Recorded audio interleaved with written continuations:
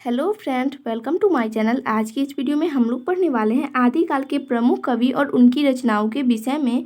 और आदिकाल का जो समय सीमा है वो है 1050 से 1375 विक्रम संवत तक माना जाता है। और आदिकाल का ये आदिकाल नाम आचार्य हजारी प्रसाद द्विवेदी जी ने दिया है। और इस काल का नाम वीर गाथा काल आचार्य रामचंद्र शुक्ल जी ने दिया है। ठीक है। और आदिकाल के नाम को लेकर बहुत ही ज़्यादा विवाद रहता है। और आदिकाल के अगर नामकरण का वीडियो आप देखना चाहते हैं तो डिस्क्रिप्शन में लिंक दिया है, वहाँ से आप जाकर देख सकते हैं। ठीक है फ्रेंड्स, अभी फ़िलहाल हम इस वीडियो में आदिकाल के प्रमुख कवि और उनकी रचनाओं को देखेंगे। तो आदिकाल के प्रथम कवि कौन है, ये प्रश्न भी आपके ऑब्जेक्टिव के लिए बहुत ज़्यादा इम्पोर्टेंट है। आदिकाल के प्रथम कवि महर्षि वाल्मीकि थे और उन्होंने रामायण ग्रंथ की रचना की थी। आदिकाल के प्रथम कवि होने के कारण उनको आदि कवि कहा जाता है, यानी कि महर्षि जो वाल्मीकि हैं उन्हें आदि कवि भी कहा जाता है। अब देखिए आदिकाल के प्रमुख कवि और उनकी रचनाएं। तो आदिकाल के जो प्रमुख कवि हैं उसमें से जो पहला नाम है वो है चंद्रवरदायी का। तो चंद्रवरदायी की जो रचना है, उनकी जो कृति है वो है पृथ्वीराज रासो। और इसकी भाषा क्या है, तो डिंगल और पिंगल भाषा है। ठीक है। उसके बाद देखिए नरपति नाल की जो रचना है वो है बिसल देव रासो और ये अपभ्रंश हिंदी में है। और जो बिसल देव रासो है ये पुरानी पश्चिमी राजस्थानी की एक सुप्रसिद्ध रचना है। इसके रचनाकार नरपति नाल है, जो कि मैंने अभी आपको बताया। इस रचना में उन्होंने कहीं पर स्वयं को नरपति कहा है और कहीं पर नाल कहा है।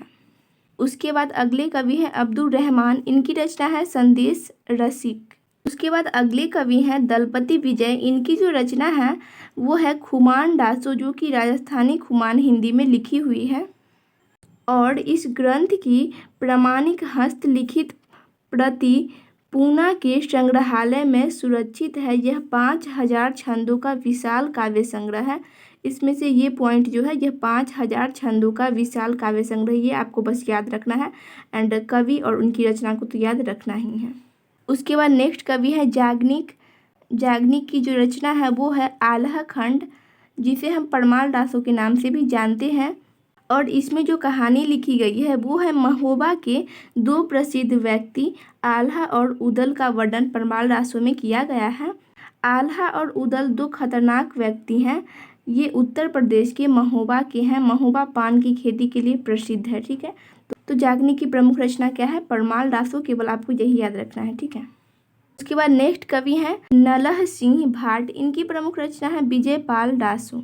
और अगर हम विजयपाल दासो के बारे में बात करें तो ये नलल सिंह भाट कृत इस रचना की केवल 42 छंद उपलब्ध हैं। विजयपाल जिनके विषय में यह रासो काव्य है, विजयगढ़ करौली के यादव राजा थे, उनके ये आश्रित कवि के रूप में नलल सिंह का नाम आता है।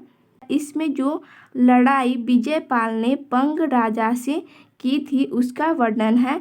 मिश्र बंधु ने इनका रचना काल 14वीं सदी ही माना है। भाषा शैली पर विचार करने पर यह रचना परवर्ती यानी कि उससे बाद की लगती है। और अगर हमीर रासो के बारे में चर्चा करें तो हमीर रासो हिंदी का एक रासो ग्रंथ है। इसके रचयिता सारंगधर हैं। इसमें रणथंभौर के राणा हमीर का चरित्र वर्णन है। छंद संख्या लगभग 300 है इसमें। अब देखिए नेक्स्ट कवि के बारे में। जयमयंक जस चंद्रिका के रचयिता कौन है, तो मधुकर हैं और ये भी आदिकाल की ही रचना है। अब देखते हैं नेक्स्ट कवि। नेक्स्ट कवि हैं केदार। इन्होंने जयचंद्र प्रकाश नाम का एक महाकाव्य लिखा था, जिसमें महाराज जयचंद्र के प्रताप और पराक्रम का विस्तृत वर्णन था। अब देख लेते हैं अमीर खुसरो की रचना को, क्योंकि ये भी आदिकाल के ही कवि थे।